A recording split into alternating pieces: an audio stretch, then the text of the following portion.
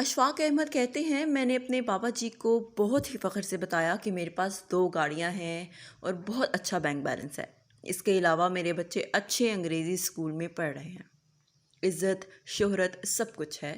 دنیا کی ہر آسائش ہمیں میسر ہے۔ اس کے ساتھ ساتھ ذہنی سکون بھی ہے۔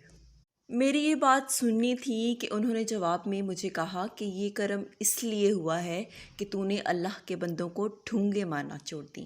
میں نے جب اس بات کی وضاحت چاہی تو بابا جی نے کہا، اشفاق احمد، میری اماں نے ایک اصیل ککڑ پال رکھا تھا۔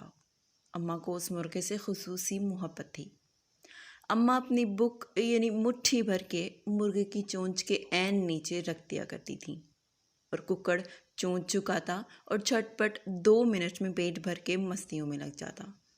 میں روز یہ ماجرا دیکھا کرتا اور سوچتا کہ یہ ککڑ کتنا خوش نصیب ہے، کتنے آرام سے بنا محنت کیے اس کو اماں دانے ڈال دیتی ہے۔ ایک روز میں صحن میں بیٹھا پڑھ رہا تھا۔ حسب معمول اماں آئی اور دانوں کی بک بھری کہ مرغے کو رزق دے۔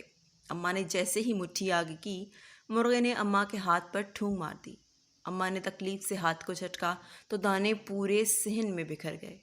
اماں ہاتھ سہلاتی اندر چلی گئی اور ککڑ جو ایک جگہ کھڑا ہو کر آرام سے پیٹ بھرا کرتا تھا، اب وہ پورے صحن میں بھاگتا پھر رہا تھا، کبھی دائیں جاتا، کبھی بائیں، کبھی شمال، کبھی جنوب۔ سارا دن مرغا بھاگ بھاگ کے دانے چگتا رہا، تک بھی گیا، اس کا پیٹ بھی نہیں بھرا۔ بابا دین محمد نے کچھ توقف کے بعد پوچھا، بتاؤ مرغے کے ساتھ ایسا کیوں ہوا؟ میں نے فٹ سے جواب دیا، نہ مرغا اماں کے ہاتھ پر ٹھونگ مارتا، نہ ذلیل ہوتا۔ بابا بولا، بالکل ٹھیک۔ یاد رکھنا، اگر اللہ کے بندوں کو حسد، گمان، تکبر، تجسس، غیبت اور احساس برتری کی ٹھونگے مارو گے تو اللہ تمہارا رزق مشکل کر دے گا اور اس اصیل ککڑ کی طرح مارے مارے پھرو گے۔ تو نے اللہ کے بندوں کو ٹھونگے مارنا چھوڑی، رب نے تیرا رزق آسان کر دیا۔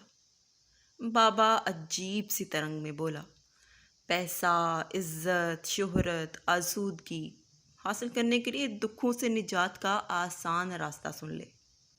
اللہ کے بندوں سے محبت کرنے والا، ان کی تعریف کرنے والا، ان سے مسکرا کے بات کرنے والا اور دوسروں کو معاف کرنے والا کبھی مفلس نہیں رہتا۔ آزما کر دیکھ لو۔